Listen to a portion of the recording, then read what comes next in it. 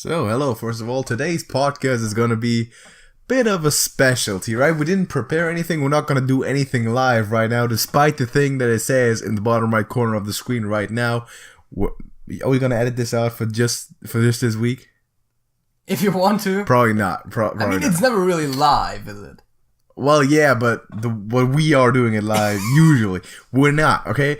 So we had this idea that basically right when we started the channel, the idea was to just randomly record stuff when we have a discussion, right? And we finally did that once because we got into a discussion. So this is about an hour long, and I'm not going to tell you too much. It's a moral question. It's basically, would you kill someone for a certain amount of money? Yeah. And all the parameters and all the conditions are explained further. We're just going to insert the recording that we had about a few days ago, right where the topics would be. There's not going to be any halftime show. It's just going to be one full discussion. It's really interesting, so don't click off right now. You should listen to it and tell us what you think about it. We are, however, going to insert our facts and songs at the appropriate times, so as to have it somewhat resemble the normal structure of the podcast. But real quickly, JJ, how are you doing? I'm doing fine. Or more importantly, how were you doing at the time we actually had the discussion, because that's the major part of this video. I would argue even better, because as much as I sometimes don't like some of the debates we have, like those type of debates, I always enjoy. Yeah, it's a great debate. So even if they ultimately usually don't lead to too much. Right. So we're not going to do too much right now. We're just going to cut to the actual discussion. I hope the audio sounds right, because we just had the microphone in the middle of the room and just walking I think around. you explained that at the end of the video as well. So. All right, yeah. So anyway, enjoy it, and we'll see you for the fact of the week. So we're basically just having this discussion right on the fly. We're not going to do anything up the fancy, like sitting right in front of the microphone and all that stuff. So what's the discussion? Well, the question you posed was basically, would you kill someone if enough money was offered? Right. So basically, the scenario that I asked JJ the first time was, I'm offering you right now. You could kill somebody. Say it's some random guy, right? Some random, I said Chinese rice farmer, and you're gonna get you're gonna get $1 million or like 10 million, 100 million, I don't know, whatever. So, and the debate's basically morals versus the well-being that you can have for yourself, so the money that you can use. Like, it's the greater moral cause, it's your personal profit, and it's also a lot of psychological factors that maybe factor into the decision, even though they maybe shouldn't. Right. And like you guessed that like 90, like in the high 90s field, the high 90% would actually do it. And the most interesting thing is still with the time, I think. Yeah, there's the question if you give the person more time to think, will that make them more or less likely to take the deal? So you got to do it in a month. I think they'll do it. I think more people will do it. And I'm honestly unsure about this one. I don't know.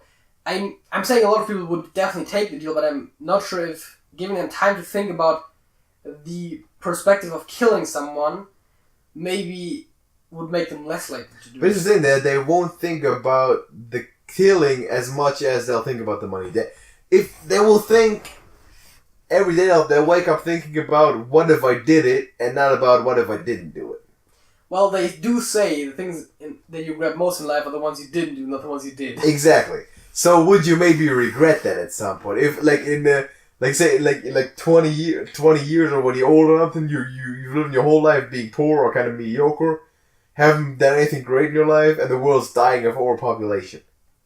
Of course, overpopulation could have actually helped that issue. Overpopulation is a very, very realistic concern that I always bring up when this type of stuff happens. Like, oh yeah, if you want to make a moral argument for killing a person, overpopulation is always. And that's the way I feel like I could probably justify it in my head if I did it. It's like, oh yeah, overpopulation.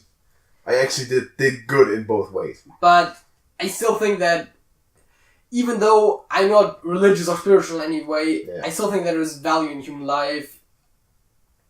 At least for most human lives. Of course, there is people who just do despicable things that you would rather not have lived. Random guy. Chinese peasant farmer. But, I don't know. I'm fairly certain I wouldn't do it. But then again, you don't know how it is. Assuming you'd have to never even know that person. Like, you don't have to get anywhere close to them. You can sit at your home, press a button from your home, to launch a freaking rocket into his house. Blow the thing up. And then you'll turn around your swivel chair, you turn up the screen, and you're going to be handed a check of $1 million. And then you go home. Is that you go home because you aren't already home. Is that any different than playing a video game at that point? Like, physically it's not, right? Yeah, I know. And the only thing that's in your way of doing that would be what you're thinking about it. Your own mind is in the way. There's also the interesting point to be posed that a lot of the people who would say they wouldn't do it would probably choose differently if the question was posed the exact opposite way. So, a fun thing we're going to do with math is just to multiply by -1. What if you could save a person by sacrificing money? Of course, you can't put millions of dollars because most people don't have it. Exactly.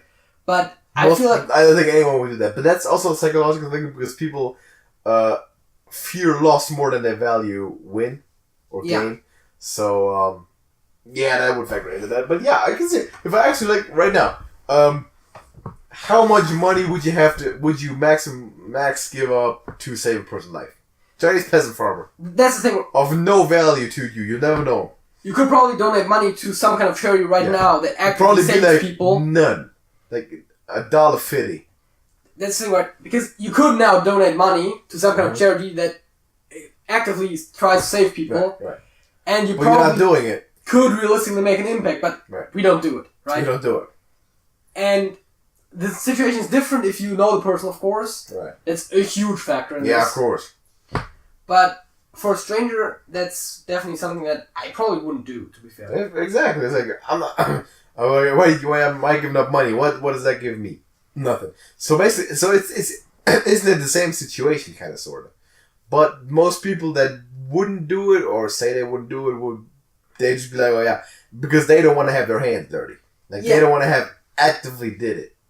So that's the two things, right? First of all, the loss versus gain thing. Yeah.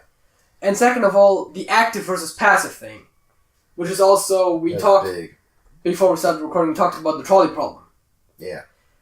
People not hitting the switch is not because they don't think that saving one person is better than saving 5. Yeah. They don't want to have any responsibility in doing whatever happens. They don't want to have the responsibility. They don't want to get involved. They'd rather not do anything. Exactly. And let one bad thing happen, independently of whether it's worse or not. Yeah. Rather than have done something and actively cause something bad to happen, even if, from a net point of view, it's still less bad than what could have happened otherwise. Exactly.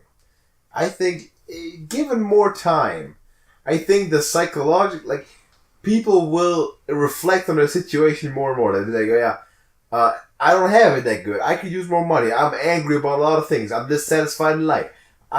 If I had this money, I could do so many things. That's all I've ever dreamed about, for so many years.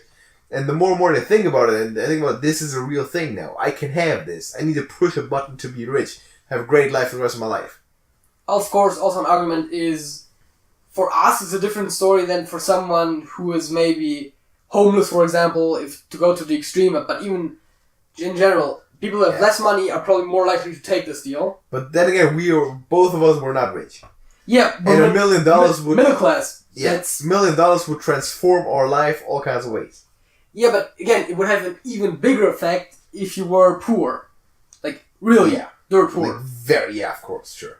And at the same time, if you're already, in a higher class, I'm really thinking about, but you know what I mean. It would make less of a difference to you, so you might be less likely to take it. If I'm a rich millionaire, I got everything already. Of course. I just would do it because it doesn't help me at all. But in a situation that I am now, and I know there's that much room for improvement, I don't know if there's too much of a difference there between, say, just middle class, lower middle class versus just poor. I think with poor people, there's more of a desperation coming in. Yeah. But from personal experience, at least, it's just dissatisfaction and anger, because I'm in no way, shape, or form happy with where I'm in life.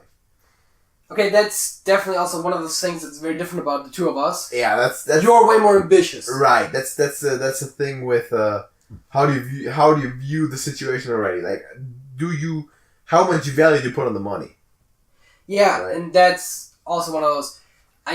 Because I will have more psychological trauma from knowing that I passed on $1 million than I could ever have from killing a random peasant farmer. And for me, money isn't the most important thing in life by a landslide. I will regret that forever. The thing is, if I didn't do that in that case, assuming that legal prosecution was guaranteed to be outruled in that case, if I didn't, I was like, okay, what has changed now? Nothing for me. I will beat myself up for the rest of my life if I didn't take that money. Yeah. Because I know what could have been, and that's gonna do me more psychological harm than knowing some random peasant farmer died because of me ever could. Because I don't have any connection to that at all. Like, there's no emotional investment. Yeah, I mean, if you were trying to make an argument based on logic, from your personal point of view, which of course human beings are selfish inherently. Exactly. Of course, logically speaking, there's nothing speaking against that. Yeah. And if you want to make a moral argument, you would have to then take it to its extreme, at which point moral arguments get tough. But because they're infinitely complex. Yeah, because define every single word and all that. Because if you get into it again, overpopulation is something that if you take it to a moral extreme, you would have to consider. Sure. And that's, like, I can see myself, I'm saying all of this right now not being in a situation, but I can see myself in that situation justifying to me, oh yeah, overpopulation anyway, it's not going to do any, I'm never going to experience any of this harm, and it's going to be great for me. Like, I live for myself. So that's how I could totally do that. And as you just pointed out, you are not content with your current situation. No. And while I agree that my situation also isn't optimal, I mean, for fuck's sake, I'm still living with my parents. Yeah. I mean, I'm 19, it's alright, but... Same. Oh yeah, you're 19 too by now. Yeah, and I live with my parents. But of course, I don't want to live here forever. Yeah. But... Watch some people in the comments be like, at least you live somewhere. At least you have parents, type of stuff. Like, yeah, thanks for making us feel bad. But... Right now, my situation isn't that bad. I do have some money going around. It's not a huge amount. I couldn't finance like an apartment from that or a house. But $1 million, you could 10 million, 100 million. Name your breaking point. Name your breaking point to assassinate some pumpkin peasant in China. Why does it have to be China? I know. I know overpopulation is a bigger problem there, but anywhere. I'm looking for something that's as least relatable and sounds the least valuable in terms of human life, if you can say it that way. Don't put value on human life based on country. That's but it's like relatable was okay. Right, there's most people there. We have nothing to do with it. Basically, for our individual stances. Of course, not saying that any human life is valued more or less than another because of race or anything like that. But name your breaking point, man. $100 million, $1 billion, $1 billion walls. Build your fucking dream house. Go wherever the heck you want to be. See, do whatever you want to do for the rest of your life. While money doesn't sound bad, it's not as strong of an argument for me. Is the thing, right? But that... I know a lot of money would... It's not going to change anything in the world. But it's going to change your world. And who do you live for? Yeah, of course, at the end of the day, it comes down to you live for yourself, right? The man in the glass, right? If you get what you want in your struggle for pelf and the world makes you king for a day, you go to the mirror and look at yourself and see what that man has to say. And there's a whole poem following that. Yeah. It's my favorite poem, by the way. And let's bring up something else while we're at it, while we're recording shit. What do you got if you coming up? Shut up. That doesn't really relate there. Although it does kind of. It kind of does with the whole don't overvalue money thing. Yeah, because for me, the two most valuable things in life probably are love and friendship. Alright. It sounds sappy, of course, but... Yeah, it sounds pretentious as crap. But it's true, alright? Like, I value... Okay. I'm not gonna say it's necessarily two biggest things, but I definitely value those things a lot. And that's important to me. Over any kind of money, though, is the question. I mean, the question here is not even giving up friendship entirely, or even just giving up one friend. I know. Peasant farmer. But China. Again, human life for Japan. Me. Oh, I'm just being Trump now. Don't be Trump. Yeah, okay. No, but like the value of life for me, in a way, exceeds the value of money, which I know it's not necessarily even rational. Right. But that's just, I don't know, maybe it's the way I was raised, I don't know where that comes from. You think so? But, again, I don't know where it comes from, but it's just, I don't know. It's tough to say that you would kill someone for anything.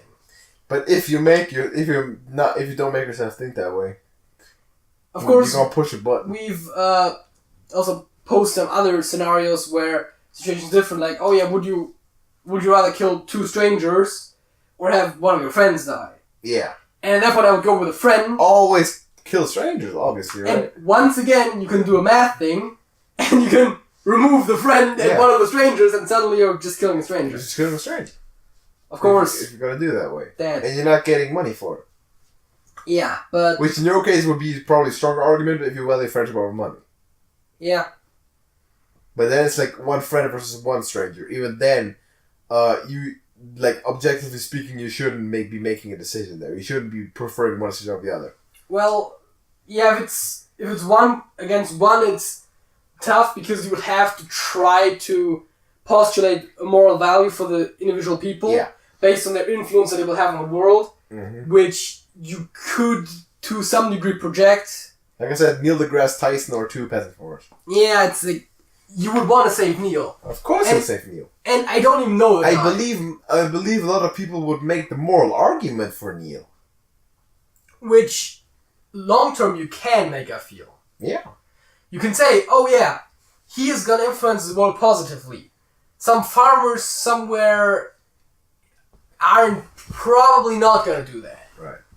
So, if you extrapolate it based upon probability, which again you would have to if you're trying to make a moral argument, you would say that the positive impact of one Neil deGrasse Tyson would be bigger than of multiple farmers. Yeah, especially if they're peasant farmers. No, but okay, let me word it this way. So, I think. Okay, so I'm just saying all this, not being in the situation. Let me explain that first. I'm not in that situation, and right now, I'm saying that if I were in a situation, I could easily kill somebody, but that's just me, talking, thinking that I'm the biggest, toughest guy ever, because the biggest trauma that I ever experienced in my life was my dad asking me to take the trash out sometime, right? So, if I'm gonna say that I would be willing to do that, then I need to also accept that if the roles were reversed, someone will kill you. Some poor ass Chinese peasant farmer is promised a great life and all kinds of money and everything he ever wanted to escape from his poverty, farming peasants, for killing me, and for killing some random person. Yeah. Somewhere in a faraway country, and that just so happened to be me. And would I put it past that farmer to do that? Or would I understand him doing that? I would expect him to make the decision to kill me there. Yeah, of course. And I wouldn't put it past him. I would be like, how could you? I would be like, yeah, how the fuck could you do that? But objectively looking at it, if I want to say that I was capable of doing it, I would say he would be. And I would put it past him. Yeah, of course. That is definitely an argument. Of course, you can't be like, I could do it, that's okay. But if someone else did it, like, I happen to be that one person, goddamn, no, it's morally wrong. Right? Yeah, of course, you have to be consistent. Yeah, of course. And I think most people would look at it in the way that we also had that, if someone else were in a situation, they got $1 million for killing someone, some random person, you wouldn't put it past them. Well, would you really judge them for it? Depending on the situation. I was about to say, if the $1 million is a significant increase for them, probably If they're Bill Gates, of course, no. You didn't increase your well-being at all. I definitely would be able to understand where they come from. Right. Of course, I still couldn't be like, oh yeah, you did good or anything like that. Yeah. But I would also not actively go out of my way to trash talk them for doing it. I'll tell the person, okay, I understand why you did that. I can see why you did that. If I was in a direct conversation with that person and that came up, of course, I would judge the person. I might not want to be friends with that person, honestly. Yeah. But I'm okay, yeah. Yeah, I see that. You did that, that's cool. That's the thing that understandable. That I was going to say is like, I'm not going to say like, oh yeah, you did good. Yeah. But at the same time, I can understand where you're coming from. I'm not going to judge you too much for doing it because of course. Thing is, though, most people would. Yeah, most people would do it, and most people would judge others for doing it. Yeah, and most people, if asked as a hypothetical, would say they wouldn't do it. Exactly. And the time thing is... Which, of course, is... I'm kind of speaking against myself here, but I still think that I wouldn't do it, but again, I'm not... Well, okay, so you're not being in a scenario and not having thought about it as much. You think you wouldn't do it, I think I would do it. Yeah. Which I think has little to no meaning on how it would actually end up. Yeah, that's... Because because I also think you do it. I don't know how you think about me, but I think we both do it. And I think, I don't know many people who wouldn't at some point. I wouldn't guarantee that you'd do it, but I would definitely think that you're more likely than not that you would do it. Right. Also, there is the thing about, mentioned before, the trolley problem. Most people say if they're asked, they will pull the lever. Yeah. And there is this Vsauce video out there where they try it out. Yeah. Of course, we don't know how much they cut and stuff, but the way they presented it made it look like most people actually end up not doing it. Yeah. But that's cowardice again. Yeah. Because then I'm thinking, oh, they're responsible for kill. To them, it's more... It's tougher on them to have killed someone than to have 4 people killed. If the wording makes sense there. Yeah, so the point is that one of them, you're almost actively killing someone, right. And in the other case, even though more people die, it wasn't your fault in their mind because they didn't do anything in the moment. Right. Although it is, of course, their fault. But all that is about is justifying it internally. Yeah. And if you can justify this internally to yourself, there is no problem. Of course. There's the realistic impact is equal to 0. Of course, you're not gonna sit there and be like, oh yeah, I can't morally justify it, but internally I want to do it. Then of course, yeah, I'm not gonna put. If I internally want to do it, I will do it. I'm not gonna put a logically consistent argument above my own selfish or internal thoughts on that subject. I feel like if the sum is high, with time people will become more likely to do it. If the sum is low, they'll become less likely to do it. Because then they think about the other values. So, if I was asked for $1 million increasing time, I'm thinking, oh man, $1 million, I'll do it. And call me crazy, but someone came out to me $500. Yeah, I'll do it. But then think about it for a week. Would you still do it? Because then in that week, you're starting to weigh there's an actual human life for just $500. Whereas with $1 million, that's so much money that you don't even consider there's an actual human life in the line. Well, I would definitely always... I feel like it would always at least be a thought. It's always a thought, but depending on how effective a thought's actually going to be. Because in that situation, like $500, give me 2 weeks, I might say no. I'm not going to do that. $500 is also not a lot of money. It's not a lot of money. But then again, what happens to you there? You gain $500 and a story. That's all that happens to you. Yeah, of course. But I feel like it's also a weird way of looking at it, although a very pragmatic one. Yes. Because while the death of that person isn't going to personally affect me, I'm still going to know that I killed that person. And the question is, how do you deal with it? I feel like there would be a negative psychological impact there. See, and I already said the psychological impact of not taking the money, though. 40 years from now, you're still exactly where you are now. Maybe not living with your parents anymore, but like you know better off than now. Like if I knew that in 50 years I'm at the same spot that I'm now, like I'll go mad. I'll do anything to avoid that. Because I hate the spot that I am right now. So that's also you being more ambitious than you. Of course, right. But how would you like? You had the opportunity to take $1 million or way more. It could be way more, and you didn't for something that did absolutely nothing for you. I don't know. I feel like that's almost the most interesting question. Is not would you do it, because I feel like I've kind of made my mind up on that. Although again, being put in the situation is completely different, sure. But after the fact, the thoughts you're thinking afterwards, if you like, oh, I was put in a situation, I said no. How do I feel about that after not having the chance to take it again? Just like, this is over now. How do I feel about this a week later, a month later, a year later, 10 years later? That's a very interesting question. 10 years later, assuming you did it 10 years later, nothing happened from that. Yeah, I've never heard from that peasant farmer again. Of course, they're dead. There was absolutely no impact whatsoever. Oh, you mean when did it? Yeah, but I'm still rich as heck.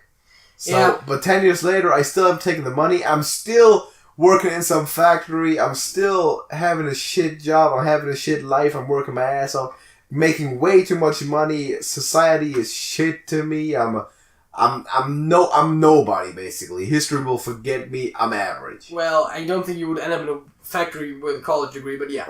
Sure, but just assuming that. Yeah. Just assuming from the regular Joe. Like 10 years later, you realize you're still an average person.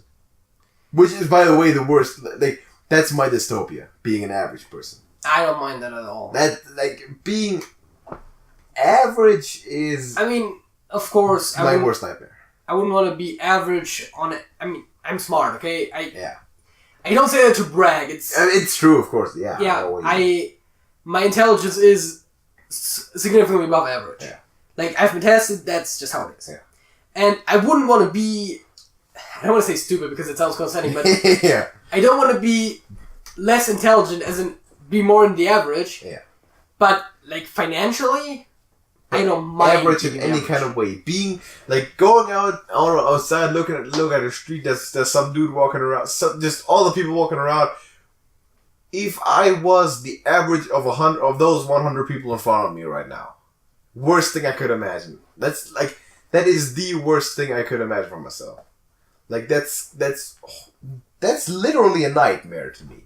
Like that's one of those, you know, those scary stories. It's like, oh my god, this is psycho stories and all that shit. Like that's so awful, man. That's horrible. I don't want to imagine that thought plagues me. It's awful. As a matter of fact, for me, it's probably almost to a degree the opposite. Really? It's not that I necessarily strive to be average. I always want to be, a bit above average. I never want to be that guy that stands out in the crowd. Really? I don't want to be that guy whose face everyone recognizes. That's a big difference between the two. Besides the fact that face is not necessarily something you would want to recognize. Yeah, exactly. Yeah, okay, fair. Was it? Yeah, that's a big difference. They said it's the face only mother can laugh, and then my mother said no. Yeah, exactly. South Sea squid face.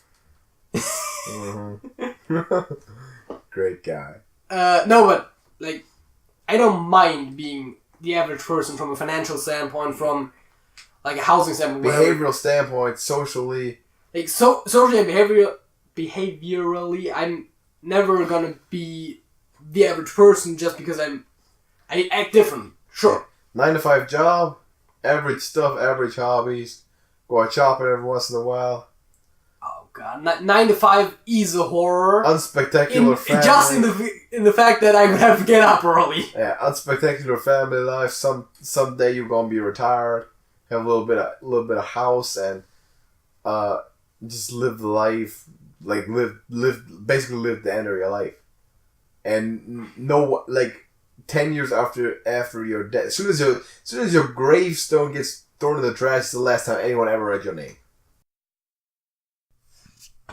So JJ, what is your fact of the week? That's where we do the break for the fact. My fact of the week is actually related to something that happened to me rather recently, and that I didn't know that was how it worked. And that is, I played Yogg-Saron in Hearthstone. Yeah. And he actually cast Treachery on himself. All right. Do you know what happens when he does that? Well, does he stop casting spells or does he continue? He continues, but he now casts them for your opponent. Oh. So he actually ended up casting I think Shadow Visions or something like that, and that actually added the card to my opponent's hand, not to mine. That sucks. So actually, he just when he switches sides, his spellcasting continues for the other person. Right. So, the most intriguing question here would be, why the hell would you run Yogg-Saron in today's Hearthstone? But that's your logic. Well, that was in my weird druid deck that just runs legends for the sake of it, and I had to do Wild too, right? Druid quest. Yeah, I actually won 3 back-to-back games with this deck, which should for no circumstance ever win more than 1 game out of 10 or something. But somehow. But you never know. The game's RNG enough for the stuff like this to happen, especially when it's a Yogg. I think also in that game I played 3 Yoggs, and at least once I had lethal, but I still did it for lulz. Oh, come on. Yeah, alright. So, first of all, I hope you enjoyed the debate so far. Let us know your opinion. I believe I said it in the beginning of the video. And we're going to continue that soon. But first of all, my fact of the week. The word almost is the longest word in the English language that has all its letters arranged in alphabetical order. Fact. I never thought about that. That's the type of thing that you don't pay any attention to normally. Fact. Wow. So that's my fact of the week. Nothing too spectacular, just because we're not trying to draw attention from the debate, which we are going to cut to again right now, and we'll see you for the song of the week. I think I said that before, but it's the legacy doesn't matter to me, because as you've already pointed, your legacy is everything that you got when you're dead, and you're dead for way longer than you were alive. Yeah, but also, as we previously pointed out, we're not religious. We don't believe in any kind of afterlife. No, at all. Once we're dead, it's over. Yeah, true. And as much as there might be people in this world that I like, first of all, as long as those people are alive, they will probably remember me. Yeah. At least most of them. Yeah, right. But also, the thing is, I don't care. Those total strangers, if they're gonna know my name or not, what does it do me any good? I'm dead. There's nothing about me anymore. I get where you're coming from. And again, it is the insurance of during your life knowing that in your death you will be remembered forever. I'm nihilistic in that standpoint. Okay. I do also have nihilistic tendencies in some ways, but then again, that completely contradicts my opinion on strive for everything rise to the top. That's the legacy is all you leave behind. So knowing that I'm living through my entire life and knowing that once I die people won't remember is me living that nightmare. And knowing that they will is me living well. I guess happy in a way. Even though happiness is tough to define. We tried that at some point. Yeah. So that was a whole nightmare and so. Yeah, that was a kind of similar situation like it was now. Yeah. But yeah. Two of us debating, it always leads to some kind of abstract bullshit that doesn't have anything to do with the real matter at the end of the day. Does this still have to do with anything? This is not about the original question as much. But it's still worse. The debate still. But it's still definitely the debate will stand. Yeah. Argument that's being made. Yeah. Exactly. No, that's the worst thing I could. We're basically debating a different topic now, but we're still debating something real. Yeah, which is all right. Yeah, of course. So I don't know the legacy thing. Because for me, it's like, when I die, what I leave behind is a rotting corpse. Well, not instantly rotting, but... yeah, sure. I leave... Physically, yes. Yeah. It's like... Okay, from the point where you are dead... Okay, let me try and rephrase it. From the point where you are actually dead, from there on it doesn't matter. Yeah. Nothing matters from there on out. But the point leading up to that, how are you going to live with that? And me living that time knowing that no one's gonna remember me, I'm an average person, is hell. Is my literal imagination of hell. And knowing that I am that famous, like very rich, influential, and I've done something, people will remember me, will make me genuinely feel good about for the rest of my life. So knowing that it will be after. Again, which is of course all that matters. We're 19 years old. We don't have a lot of perspective. Yeah, for us, sure. You're just talking out my ass here. But from my point of view, the same thought that I have now about once I'm dead, I won't care. So it doesn't matter what happens after I'm dead. Is going to be the way I'm going to look at things for at least for the time being. Which means that it doesn't matter if I'm not famous or anything, because it doesn't matter to me if I will be remembered, because those people that would remember me are beyond the end of my lifetime, at which point it doesn't matter. So do you think that at age 60 you will still be completely okay with having been average all your life and having never done anything spectacular, and you won't regret it? From where I stand now, I believe that it is very likely going to be the case. Okay. Then again, at that point I'm going to be 3 times as old as now. Right. That's 3 times as much life experience, and most of that life experience that I had so far was childhood. Exactly. And we didn't have much of any decision to make for yourself anyway. So, true. There is not a lot of perspective to go on here. That's true. But my current beliefs just say that it doesn't matter. I think, though, the way it is for me, I'm also not guaranteeing it's that way for me. If I happen to be that way and make the decisions where it's like, okay, it's nothing special, well, I might be happy at 60. I might be, okay, I've done what I wanted to do. But right now, I could never see myself in a situation. I'm seeing that if I'm 60 and I'm still in this position or close to the position where I am, which is being an average guy. Average Joe, average Pay. Average Joe, average Alex, whatever. I'm going to look at my entire life with nothing but regret and remorse. When I look back upon my life, it's always with a sense of shame. Music reference. Yeah. That's exactly the line that I'm thinking of. So, I guess that's not really something we can argue as much over as we can just state our points, because of course. Those are, in my opinion, 100% subjective points. Yeah, true, sure. You can't personal point of view. You can't really make an argument for it's better to have legacy or not have legacy. I'm not guaranteeing any of this, but it can be completely different. And legacy doesn't matter to me, and success in life, as in during my lifetime. Yeah. I don't necessarily want to be that guy where there's constantly some kind of photographer following me trying to snap a picture of whatever I'm currently doing. Well, okay, it doesn't have, you don't have to be some movie star or something like that, but to the original problem, like the $1 billion question. Okay, if I had the choice, like, first of all, like, disconnect from the problem, to be rich or not, right? I would choose rich, of course. Of course. It's a stupid question, of course. Almost anyone, if not anyone, would. And then be like, okay, let me put this in numbers, right? You can choose between there being 1.7 billion Chinese peasant farmers or 1.6999999. I thought we were gonna say 1.7 and 1 because that's easy. Or that, Chinese peasant farmers. If you were to choose between those two numbers, you'd be like, I don't give a rip. It literally makes no difference. Literally don't care. Doesn't matter. Probably one less for the minuscule reason of overpopulation. Don't give a crap. So the only thing... As a matter of fact, from a gut feeling standpoint, I would probably pick the higher number just because, you're thinking like, oh yeah, more people, good. But of course, if you actually think about it, it doesn't matter. So if you thought about it for 2 minutes, you'd probably pick the low one. And in any way you would say it. I would pick the one that is 1.7 million, not the one that has the odd 1 or 999. Because of your fucking OCD. Exactly, because of numbers, right? But any given number, n plus or minus 1, or just n or n plus 1. Yeah, of course. You pick whatever. You're like, whatever. Yeah. Does not matter at all.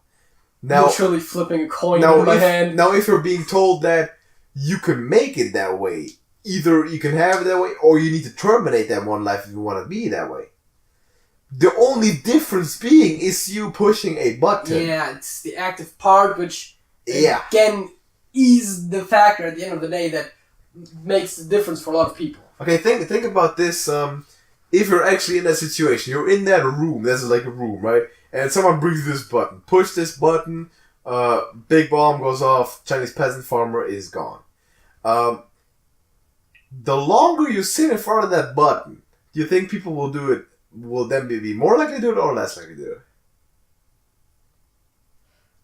Well, the question is how many.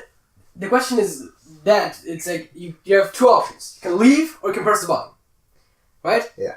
And Or you can also just sit there and wait. Yeah. Which brings up the question: how long would it take for people to make their decision? Mm-hmm. And the people who made their decision fast are those the ones that press the button, which probably yes. I would feel like it's easier at that point because it's like I'm definitely I'm sure kill the person. Yeah. See, those people who have no qualms about it are gonna instantly make the decision. Exactly. The people who do will think about it. Now the question is, will those people's minds be changed? Maybe. Maybe. More likely than not. Thing is, if they told me, take as much time as you want, here's the button, I'd be done in 3 seconds. I'll be like, okay, push the button, I'm done. Money. Nice. Okay. Cool. Out of the building. I can guarantee you that wouldn't be me. Okay, because if I have an important choice to make, right. and I know I've got time to make that choice, I'm going to draw that choice out. Most likely scenario. I'm very indecisive. Right, and I know the circumstances. I'm pushing that button in 2.5 seconds, and I'm gone. Probably way less than that. If they depends on how far the button is away from where your hand is at the time. Right. If they told me though that you need to sit here for 5 minutes in this room by yourself, or not even by yourself, okay, sit here 5 minutes before you're eligible to press the button or not, and even have like a screen there where you can look at the guy, like doing his daily rice farming. Oh god, that could potentially make it worse because of the whole emotional attachment point. Exactly. Because you see him play with his kids, kiss his wife, living the life, Well, he doesn't have kiss his wife because we're blowing up his house and we're only killing one person. Okay, fair. But so that doesn't work. In theory, if you know that person You're seeing him, being productive or doing something human. I feel like that's the thing, right? If you see him work, that's a thing that maybe is like, oh yeah, sure, whatever.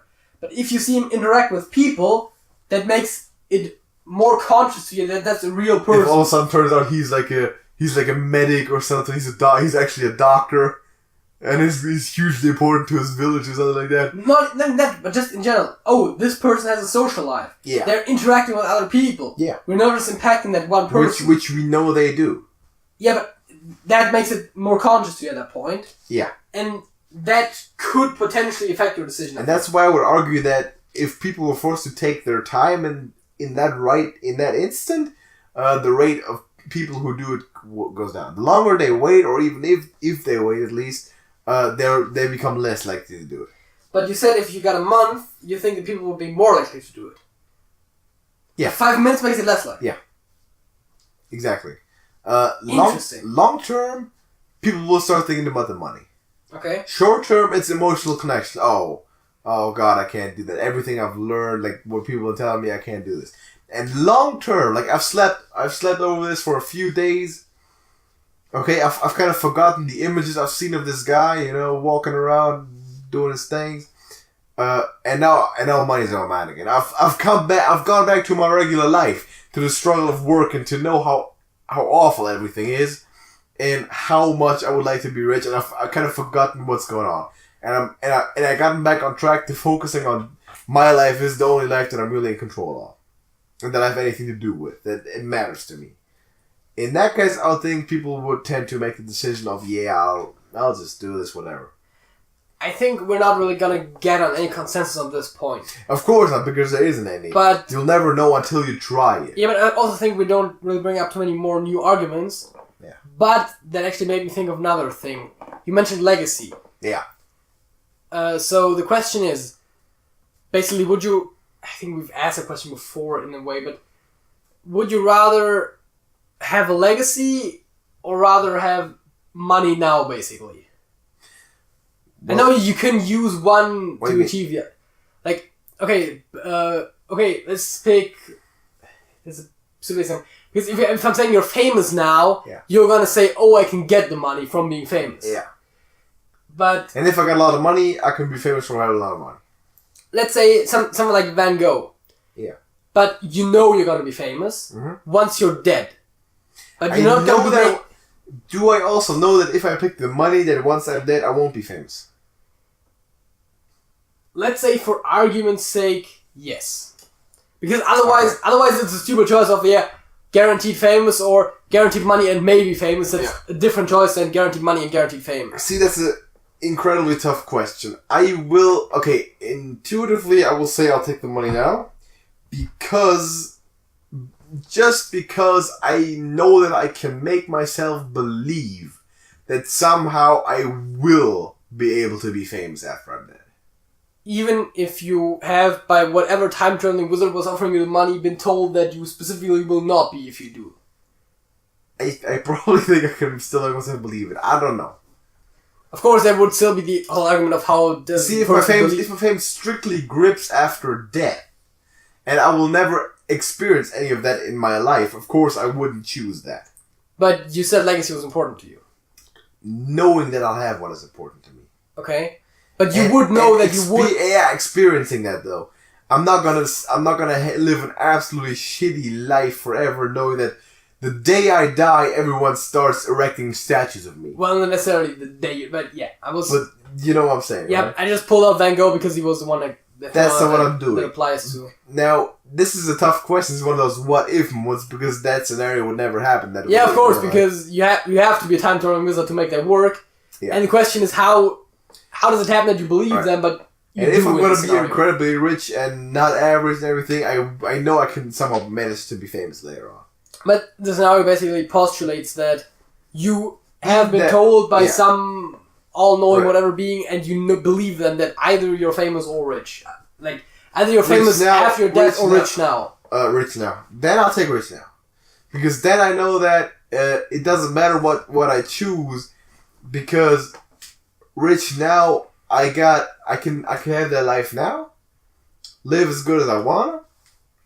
Know that I'll never have the legacy, but having the legacy, I already also knowing that I'll never experience any of that. Which is like, okay, that's shit. So while legacy is important to you, you're saying that your current life still is definitely significantly more important to you. What do you mean by current life? Well, your life. Well, my life during your living lifetime. my life, having good in my life. I would, right now, the life I'm living right now, if I knew there's no way to ever make this better, I would sacrifice my life right now to know I have legacy when I die. Okay. So you would basically, if you could choose death and legacy versus live your own life expectancy and no legacy... Let me say this right now, and let me not sound foolish here, so let me phrase this correctly. You give me two options.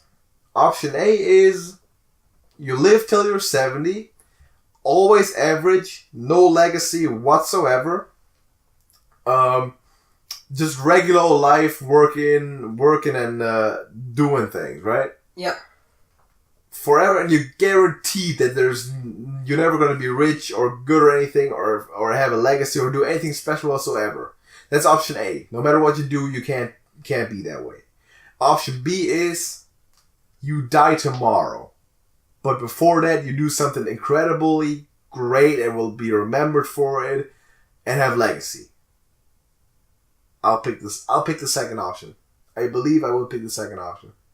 I never could do that. I could never... I mean, of course, again, legacy doesn't matter to me as much. Because average, just the knowing of that I'll live through 50 more years of being some average guy is the... Like, I hate that. I'm not even sure if I would pick that over just dying without a legacy right now. I can't envision that. And I know it might be completely different in a few years, in 10, 20, 30 years, whatever, when I got wisdom and I reflect back on things. But right now, that's the worst thing I can imagine experiencing in my life, not progressing. So, yeah, that's if it's an impulsive decision, I'm picking the legacy. Die tomorrow, I'll pick legacy. Okay. With no chance of ever experiencing any of that in my life. So yeah. Right. Impulsive decision, yes. If I think about it for 5 minutes, again, or like 10 minutes. I was about to say you probably had 5 minutes by now. Yeah, I probably start getting doubts. Again, I'm not in that situation. If I was in a situation, I don't know how I would react. I might chicken out totally. I'm not saying I wouldn't. I mean, of course, survival instinct is strong.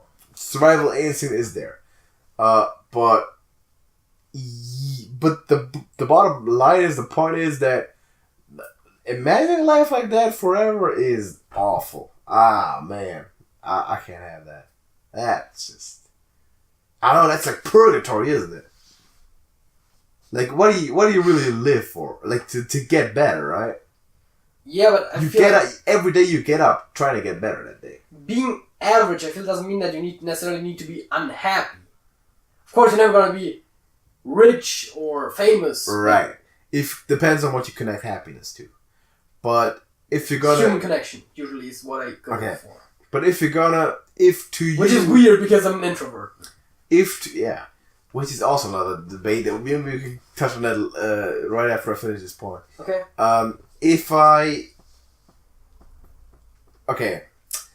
Look at this as vectors, right? Mathematically. Oh god. For you, happiness and average are 90-degree angle to each other. They don't affect each other. Yeah. So if for me, they're not completely independent, but yeah. So if for me, they're basically opposing each other. Yeah. So because that's how I feel right now. I can never be happy being just the average Joe. Looking at 100 people, if I was the cut of 100 of those people right there, I can't be happy. I can never feel good about myself. And on the contrary of that, well, no, there's really no contrary. That's the only cause of connection there, sure. Then, what am I supposed to say about that, right? It's like, if I just look at it that way, I can't be like, I can ever be okay with average, because it's mutually exclusive. Happy and average, or being satisfied with yourself and being average is mutually exclusive, that I can't do anything about that. Yeah. But that's the point of view, though. That depends on who you ask.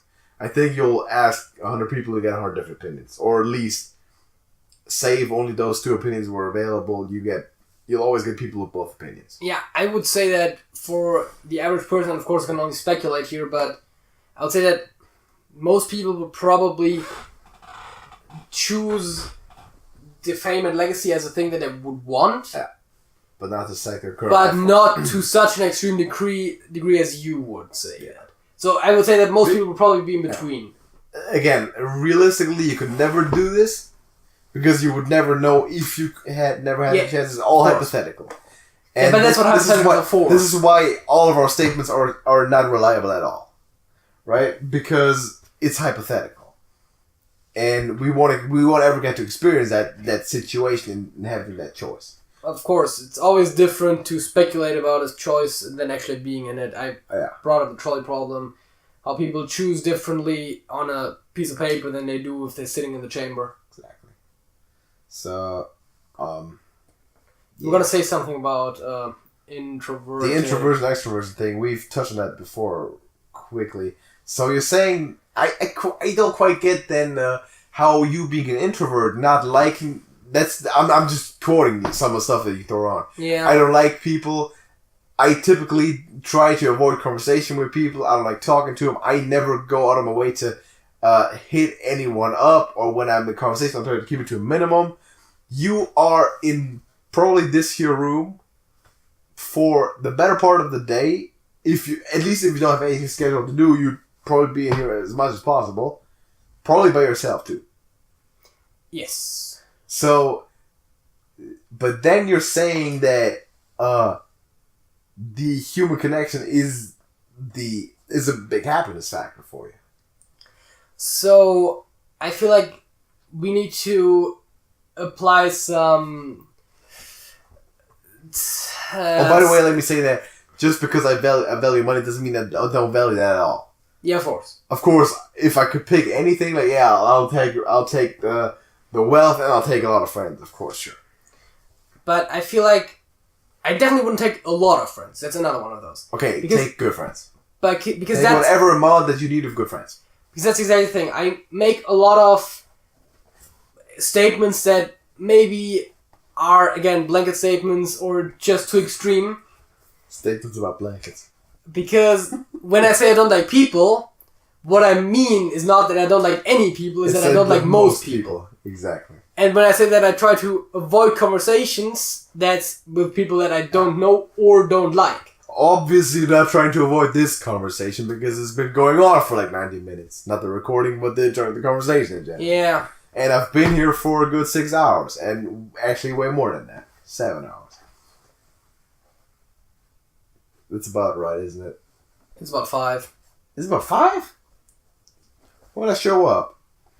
Between 9 and 10, and now it's between 2 and 3. Did I show up around 9? Yeah.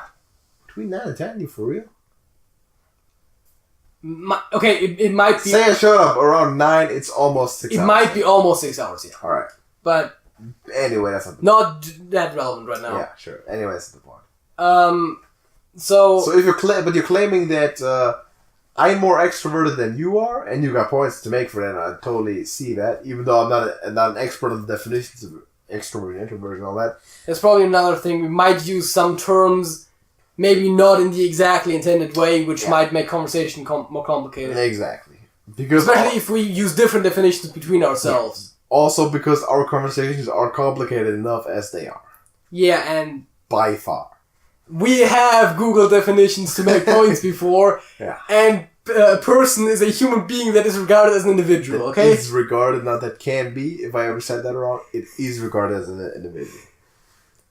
Good. Now you're claiming me to be more extroverted than you are, even though I do value human connection, I also value other things, like materialistic things, more than you do, to a greater percentage. Which, once again, brings up the question is, do you value material things more, or do you value the human connection less? Because I feel like... Well, there's only 100% you can value stuff, right? So if you're going to value human connection 90%, a materialistic 10, and I know I value materialistic more than you, I need to value human connection less than you. I guess that's a fair point. Unless there's other factors that factor in, but let's just say those two were there. Yeah. So then more interesting would be to ask, do you value in total materialistic more of a human connection? And to that I would have to say no, because I know that being the only person left on Earth, hypothetically, checking Supreme Soul Survivor, music reference, you go insane. Yeah. Because if right now I snap my finger, everyone disappears. I can't snap my finger very well. Everyone disappears. I'm the only person on Earth. I'm free to walk into any bank I want. Get all the money. Walk into any store. Get everything I want. Take all the items that I want. Being the last person on Earth is the type of thing that's fun for a week and then becomes really tormenting. You're gonna go insane, right? Yeah. Again, you're having one of the best times of your life for a few days. Exactly. And after that, you're gonna go shit. And then you're gonna notice nothing works anymore, right? Even if technology still kept working and that kind of stuff, the lack of people, the lack of new anything.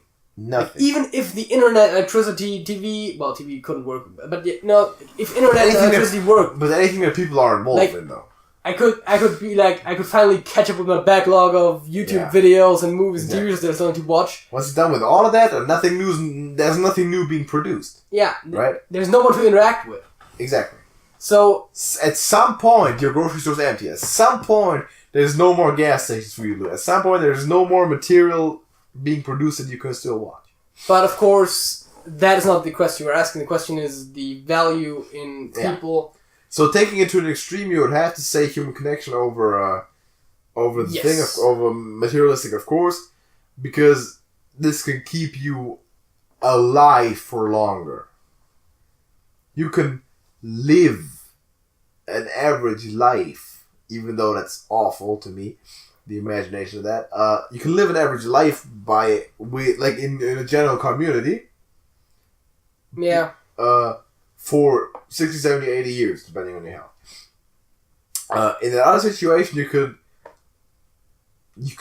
How long would you survive if you were the one person? The one last person on Earth, really?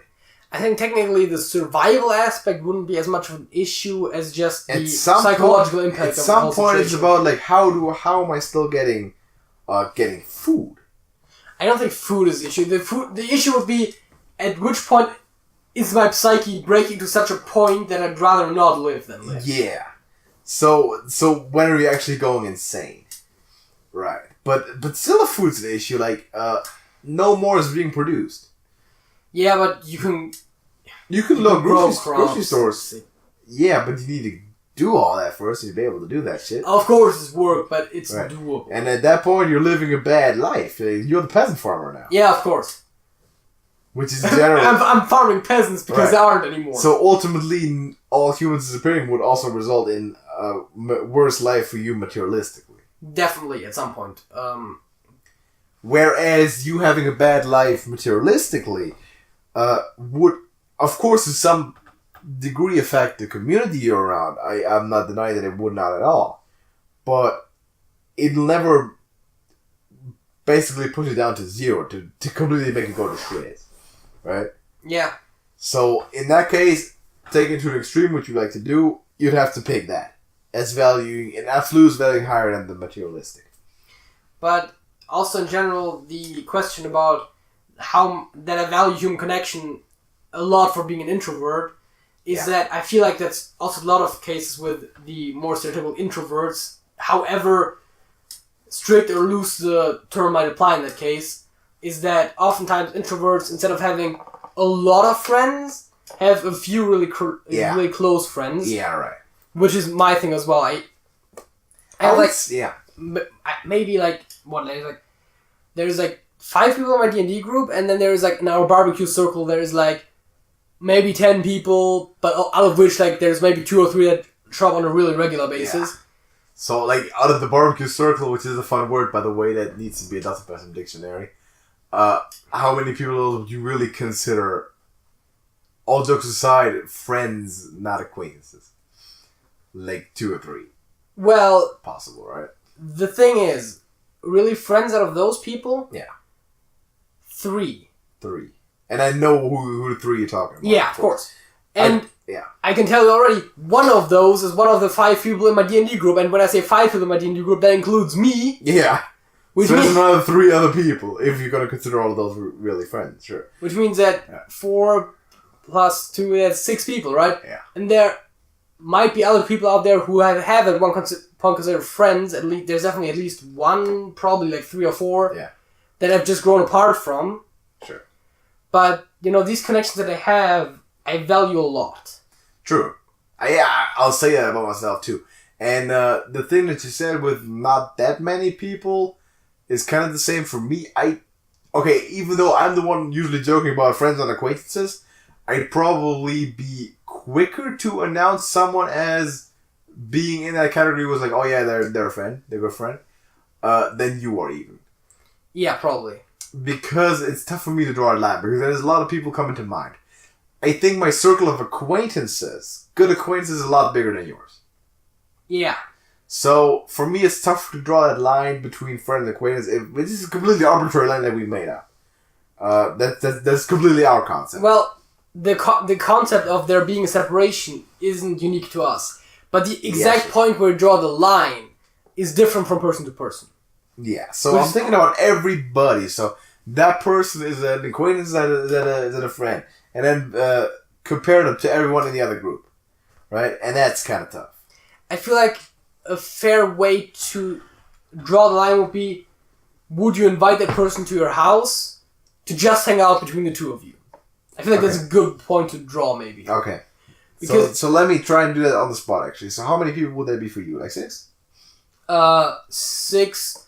Maybe out of the barbecue circle, maybe 1 or 2 more that I haven't done it with, but then I would maybe consider doing it with. But of course, have not yet done it means that I probably would not yet consider them friends as much. So really that way? Just invite them to your house and just the 2 of you? Because I feel like that's an interesting point, because if you're saying, oh yeah, would I hang out with a person in a group situation? Yeah, of course. Sure. Of course, there's a lot of people that come question there. And it's also a big difference between us and, I want to say, the population at large, or at least the majority of people, where a lot of people, especially in our age, when they say friends, they basically mean Facebook friends. Yeah, alright. People... I'm not saying they actually mean their exact Facebook people friends. whose name I've heard sometime. But yeah, like, oh yeah, like, I go to parties a lot. That person goes to the same parties a lot. Yeah. We're friends. Right. We've had a few drinks. Mm-hmm. Yeah, no. Okay. Fully saying the way that you stated it, with all the things given, the number would probably also be lower than 5. Generally hanging out with people also one-on-one in a more casual environment. There's like 3 different people that I'll meet up with and go to the gym. Yeah, but that's going somewhere to do something. Yeah, we in the bus together, we go to the gym together, we walk out together, we go take the bus home together. Yeah. There's like 3 different people, and there would be way more if more of my buddies went to the gym. Yeah. Right? Which is also the interesting thing, because in a lot of ways, and not in all ways of course, but in a lot of ways you're the stereotypical jock. But a lot of your friends are stereotypically more towards the nerd. Not all of them. Yeah, but again, talking about real friends, yeah, tough. Your friends and acquaintances, there's a lot of nerds in there. I mean, you definitely call it the nerd category of those who I would really consider friends. Then, of course, the other person that you probably know who I mean would also go into that category. But then other people wouldn't go into either category, and some people would go into the jock category. Yeah, of course, but I still think that the type of people you surround yourself with, compared to your personality, is somewhat unusual, which, again, doesn't really have an effect on this conversation. It's just something that I noticed that... Possible, yeah.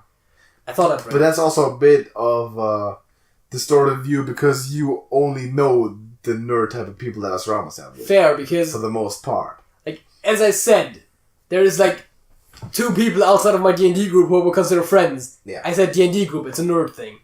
And exactly. The other 2 people, one of which is you, who's probably my least nerdy friend, and the other one is about equally, if not in some categories, more nerdy than some of the D&D folks. Okay, yeah, that guy. Okay. Yeah. So... What was I gonna say right now? I'm sorry. Yeah, right. You said that outside of your D&D group, most of your something like that. So, outside of my football team, the other acquaintances that I have, including friends, will be like probably less than 10, and within the football team, it's probably between 10 and 20. So the majority of acquaintances will probably relate to that somehow. Yeah, right? Of course. Of course, and like the more we think about it, the more people come to mind, and it's probably more close to 50, or like 50, between 50 and 80. But again, now we're jumping from friends to acquaintances. Yeah, acquaintances, right? So, strictly saying that what you said, invite them to your house to hang out with them one-on-one. At your place, specifically. It could be at their place, if you want to. It could be at their place, sure. But... okay, judging from how many people that has actually happened with, in, say, the last 2 years, would be 2. For me, it would, to be fair, also be 3. Okay. Would be 3, so. Because out of the D&D group, besides the person who's also in a barbecue circle, yeah. I have never actually hung out one-on-one with any of them. Okay. Which is not because I wouldn't want to do it, but because they live a bit away and it just never had been convenient to do it. And if I'm not mistaken or I'm not forgetting anything, there would be 2. So, yeah, that circle would be small. But then look at this amount of people you're hosting a barbecue party, amount of people you could consider for inviting to that. But again, like, give me an estimation number. You mean the people that I would consider inviting for a barbecue? Yeah, for your own barbecue. It would probably be the very similar group of people. It's the person that you can see being there. Because, for a lot of reasons, I would generally not be as open as you are to inviting people who I'm just like somewhat acquainted with. At the same time, though, a lot of the people that go to our barbecues that you host, I would probably invite 2 because that's just social circle for that. Yeah. I would probably invite the people from the D&D group on top of that. And there might be some people in our barbecue group that I wouldn't invite. Yeah, I can see that. I think I know the type of names you're getting at. You've lately invited some guys from your football team. Yeah. I just don't know those. Of course you don't know. I've met them twice. I'm not going to invite them to my house. Matter of fact, we're having a barbecue today, as a matter of fact, because it's already after midnight. And there's someone from my football team coming up who we've never met before. So that's one of those things. Yeah. Then, from some of the people that are... Like, there's some people that just don't have anything in common with that. One of those, at least, I don't even know why you invite him, but that's a debate that we'll have off screen because we're not going to name names. You need to tell me that, even though we don't name people by their real names for the most part anyway, but you need to tell me who that is later. Do I know who that is? I'm not. Okay, I'm just gonna say it's Bob. Okay, is it Bob? Yeah. All right. Yeah, I can see that. Like, even though I haven't been inviting him that much lately, and he hasn't been showing up as much lately. Yeah, it's Bob. Man. The thing is, Bob is a fringe character. All right. I know two things that you have in common. You're both interested in history and politics. Yes. Essentially, yeah. Which is two of those things that I don't care about. Mm-hmm. And then he also seems to like cars. Yeah, he's really into cars. Which I don't think any of us are besides him. And Lloyd. Oh yeah, he's a mechanic. Exactly. So, this is, by the way, not the real names of the people. We got nicknames for them that we use specifically to cover their identity. Or to take the piss out of them. Or that. Exactly. And we need to do that. We need to do a better job of that for, if we're going to name drop people on the air, we have a specific list of nicknames for everybody. I'm pretty sure I could name names for the people and you would know who I'm talking about even if it wasn't their real names, but that's a whole different story. As a matter of fact, one of the people who goes to our barbecues, just as a side note, never uses their real name to begin with. That true? Yeah. Angelo. Oh, that's not his real name. Right. That's Angelo. That's not his real name. Yeah, okay. No, it isn't. Okay, it isn't. That's true. Even though he doesn't show up that much, the dude doesn't. Okay, fair. You wouldn't probably... Dude's a vegetarian. Why would you show up for a barbecue? It's... Okay, I know we're going on a tangent here, but the reason why he is a vegetarian is just the most hilarious thing. He ate too much, like, meat and sausages and shit. He got fat from it, and they just stopped doing it altogether. Dude's family owns a restaurant, alright? And now he's just a vegetarian. Doesn't show up that much anyway. Yeah. But cool, whatever. We're gonna, right after this, we're gonna create a full list of nicknames for people to use in all on the air conversation. Yeah. So we'll never disclose their actual names. That cool? Yeah. Okay, that's cool. I'm looking at this right now. We have had this conversation for a minute and an hour and 4 minutes now. So over an hour. So this is a full podcast already. I think I'm just going to go ahead and cut this in a way that there's one specific point where you said some transition and it turned to a different debate. I believe there's two of those. Maybe, and then I'm going to cut it there. I'm going to do one for topic 1 and one for topic 2. And by the way, I'm leaving everything else uncut. I'm not cutting out everything unless there's annoying stuff in there. Like annoying sound in it. Anything we said or anything, like all of this that I'm saying right now, I'm going to leave everything all in there. Because if we keep discussing this stuff, we might make this 2 podcasts. Exactly. If someone stumbles over this sometime, you'll find it. And yeah, exactly. And this is gonna be the rawest thing you'll ever find. Because Jay has been walking around in his room all the time. I've been sitting here with the microphone in where it used to be. It's facing into the open room. We have no idea how good this quality is. We just decided to, after having this debate for half an hour already. I was like, why are we wasting good airtime? Right. And typically it's a way that even though we're getting good at this, it's still not as natural when we're sitting right in front of the microphone. Yeah. And in this case, it worked perfectly well. So this was just a natural, organic debate, I felt like. The way we usually have if the microphone's all turned off.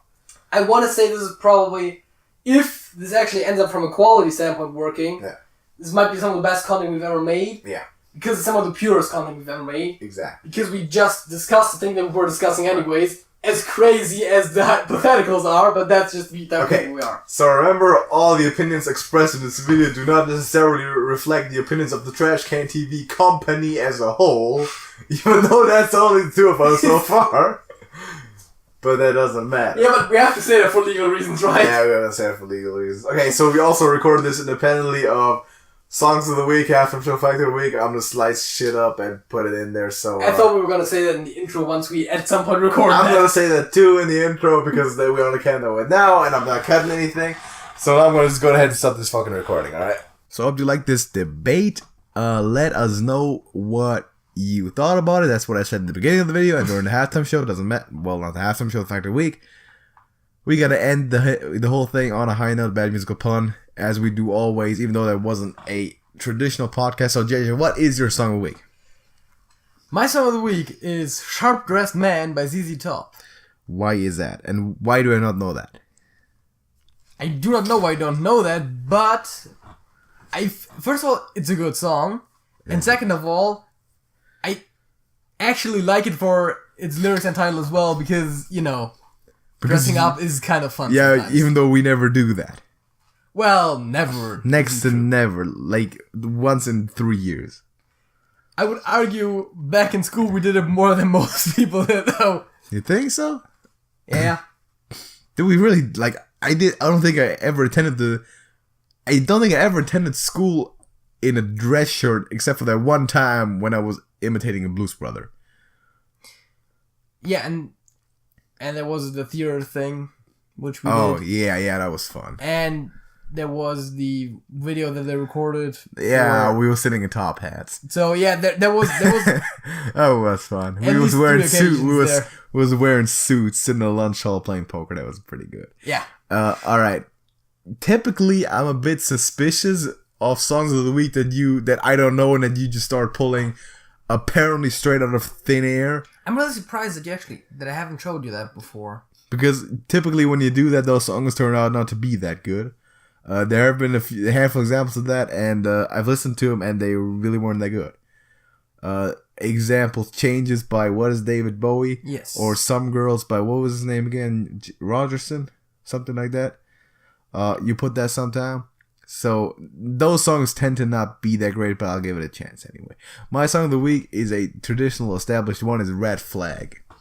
Okay, Billy Talent, yeah. Because why not? I was going through my list, I was looking for a song.